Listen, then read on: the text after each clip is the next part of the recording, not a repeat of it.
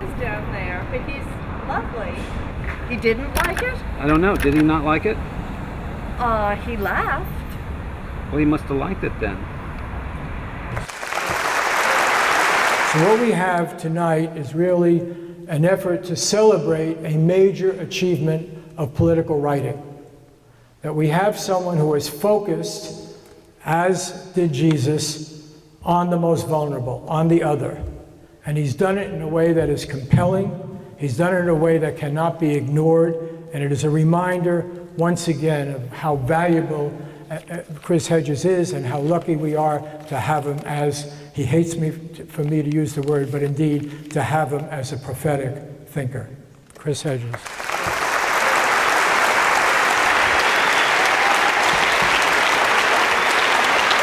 Thank you.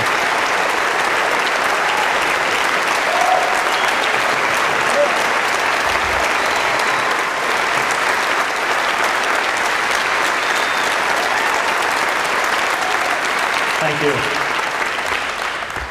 Thank you, Sonali and Blaze and Bob.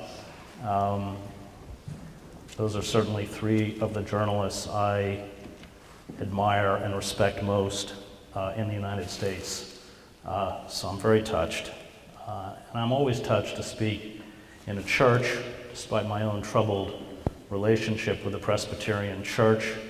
I was a Presbyterian seminarian at Harvard, but felt, as my father, who was, as Bob said, a minister, that I was called to write rather than lead a congregation.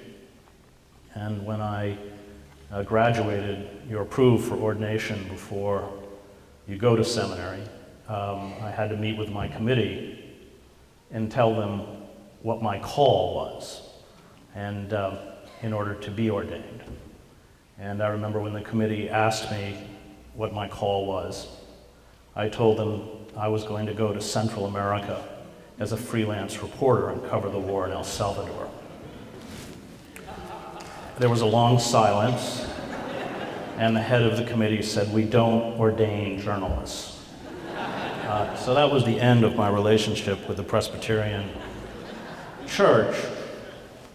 And I think in some ways it must have been somewhat painful for my dad to watch me go that far in the ministry and then finally not follow his vocation. But as Bob said, he certainly gave me a moral grounding.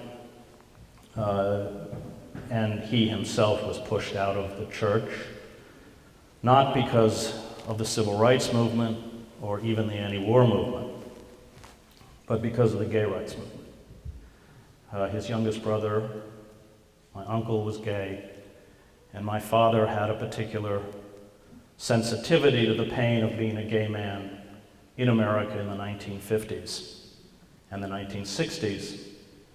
And at that point, he had a church in Syracuse. And when he found out there was no gay and lesbian organization at Colgate, where I was an undergraduate, an hour away, he brought the gay speakers to the campus.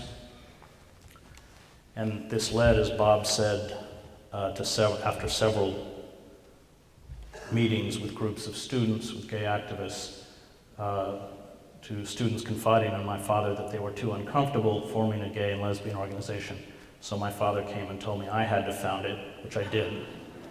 But I tell that story because his outspokenness for gender equality, it became apparent that he was finished in the church.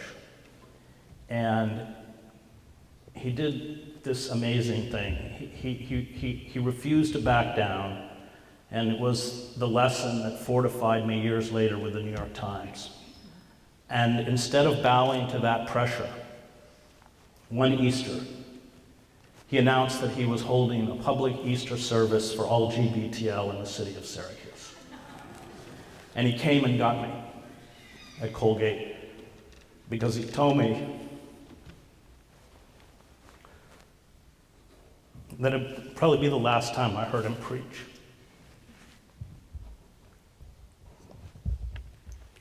And he got up and he said, "Marriage is a sacrament. It is not a reward for being a heterosexual. And any church that refuses to honor the sacrament of marriage does not deserve to call itself Christian.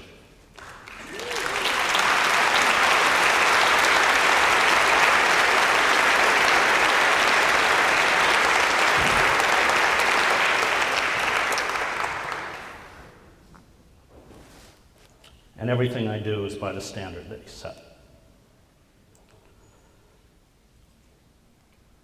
This book that Joe Sacco and I don't know how many of you know Joe's work. We met in Bosnia in 1995 when I was covering the war for the New York Times. And Joe was working on his book, A Safe Area, Garage. And I'm not, or was not, particularly literate in graphic novels, but I certainly understood a brilliant journalist when I saw one. We subsequently did a long piece for Harper's out of the refugee camp in Gaza called Khan Yunis, and then later a piece for The Nation on Camden. And as I was, the books have a kind of natural progression. I had done a book called Empire of Illusion, The End of Literacy and the Triumph of Spectacle, about how we have unplugged ourselves from reality, the self-delusion of American culture, the lies we tell ourselves about ourselves, the magical thinking that reality is never an impediment to what we desire, followed by a book called Death of the Liberal Class, which looked at the pillars of the liberal establishment and how they have all collapsed. The book focuses quite a bit on World War I because it was a seminal moment in American history when the corporate or capitalist elite understood that they had to break movements, radical, progressive, popular movements that were threatening their hold on power. Before World War I, of course, we had 70 socialist mayors. Eugene Debs in 1912 pulled 900,000 or 6% of the vote. Some of the most widely read publications in the country, including Appeal to Reason, were socialist publications. We had the Wobblies, the old CIO, figures like Mother Jones, Big Bill Haywood, Randolph Bourne, Jane Addams. And what happened, and I think the echoes of what happened have reverberated down to today, is that Wilson, led by Walter Lippmann, a sort of grand inquisitor of the American intellectual class, understood by employing the investigations into crowd psychology by figures like Le Bon, Trotter, and Sigmund Freud, that people were not moved by fact or reason. They were moved by the manipulation of emotion, what Lippmann calls manufacturing consent. That's where Herman and Chomsky get the title of their book on the press from. And so they set up the Creel Commission, or the Committee for Public Information, which churns out this sophisticated propaganda, its own film division in Hollywood, making films like The Kaiser, The Butcher of Berlin, speakers bureaus, its own news bureaus that every day are churning out pro-war stories. And when you read Bourne and you read Adams, one of the undercurrents of despair is how easily the intellectual class are seduced into the war effort, which is precisely what Lippmann understood. And those recalcitrant figures, like Debs, are eventually imprisoned. So they only have to use the Espionage Act or the Sedition Act for those marginal figures who retain their intellectual and personal integrity. And there's a writer that I like very much, Dwight MacDonald, not read a lot anymore. He ran a magazine called Politics after the war, and if any of you know Chomsky's history, Chomsky credits his political awakening to that magazine, Politics, which published Orwell, Bettelheim, Hannah Arendt, and others. But MacDonald, when he looks back at that period, says that populist movements, radical movements, the war was the rock on which they were broken. And immediately after the war, the members of the Committee for Public Information head straight to Wall Street and start working for corporations to upend traditional American values of thrift, self-effacement, and replace it with a cult of the self and with the installation of consumption as a kind of inner compulsion. And I think today when we speak about American culture, what we're really speaking about is corporate culture.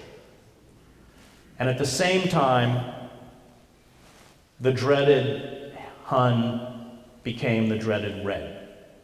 And we entered what MacDonald calls the kind of psychosis of permanent war, that constant search for the internal and the external enemy. And as MacDonald points out, none of the political theorists, including Karl Marx, anticipated the psychosis of permanent war, which MacDonald says has the capacity to get the masses to call for their own enslavement. Now, the destruction of these radical and progressive movements, which was finally culminated after World War II with the House On-American Affairs activity, thousands of university professors, high school teachers, social workers. It used to be that social workers advocated the unions on behalf of their clients, artists, directors, writers, musicians, journalists, like I.F. Stone, who becomes a pariah, cannot even get a job at The Nation magazine and starts I.F. Stone's Weekly in the basement, are pushed out of the system. The radical movements are destroyed, dismantled, and liberal institutions are effectively disemboweled. Now, the liberal class was never designed to be the political left. And as Howard Zinn does a wonderful job of sort of laying this out in the People's History of the United States, but all of the openings or correctives to American democracy came through movements that never achieved political power. The Liberty Party that fought for slavery, the suffragists who fought for women's rights, the labor movement, the civil rights movement. The liberal class made incremental or piecemeal reform possible. It functioned as a kind of safety valve. And when Conrad Black writes his biography of Roosevelt, he says that Roosevelt's greatest achievement was that he saved capitalism. That's what a liberal class is designed to do. Chomsky makes this point, constantly, and he's correct. They set the parameters by which acceptable debate and of course, you're never allowed to challenge the virtues of the ruling class. So if there's a retrospective on the Vietnam War, then we didn't anticipate the insurgency, or if there's a retrospect on the Iraq War, it's the same kind of language. But to remain within the parameters of the establishable class is not to challenge the motives of the power elite. And when there are legitimate grievances, to ameliorate those grievances enough to maintain control. When the liberal class breaks down, and this is a constant theme in Dostoevsky, it's what Demons is about, his novel Demons, it's what Notes from Underground is about. Mouseman in Notes from Underground is the figure who went to all the Obama rallies and chanted, "Yes, we can," and is now retreated into cynicism and disgust. And when that liberal center doesn't work, when that safety valve doesn't work, you enter, in Dostoevsky's words, an age of moral nihilism. That political paralysis, which of course characterizes our political system, is exceedingly dangerous. And so after writing The Death of the Liberal Class and Empire of Illusion, it seemed that the natural progression was to walk into those pockets or zones of the country that were sacrificed first to the marketplace, to corporate capitalism, that were made to kneel before the mania for profit, because they went first and we're going next. There are no impediments left. There is no mechanism within the formal structures of power to ameliorate the suffering and injustices that are being visited on tens of millions of Americans. The harvesting of the country, in essence.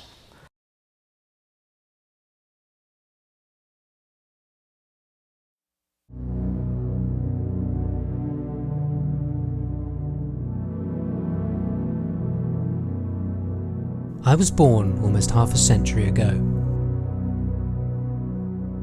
ensconced in the project of civilization.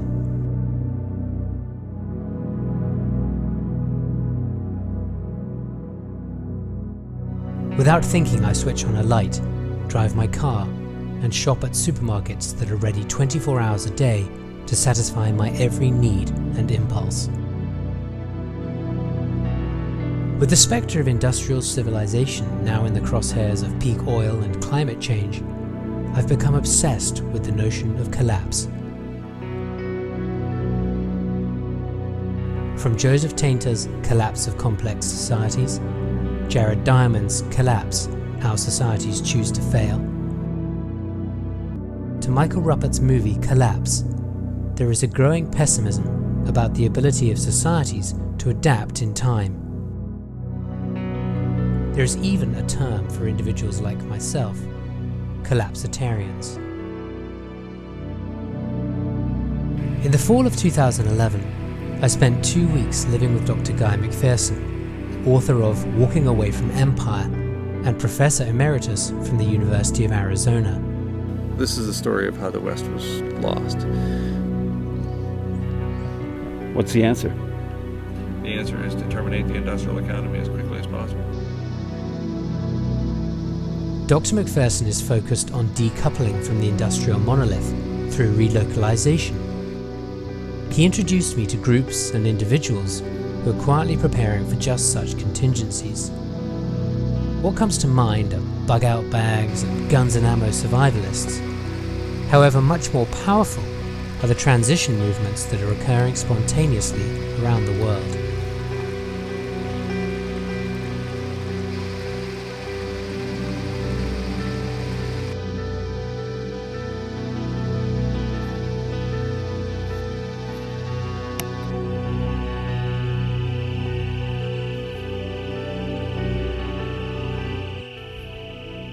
Perhaps the Earth could have tolerated our dirty old friends coal and oil, if only we had burned them gradually.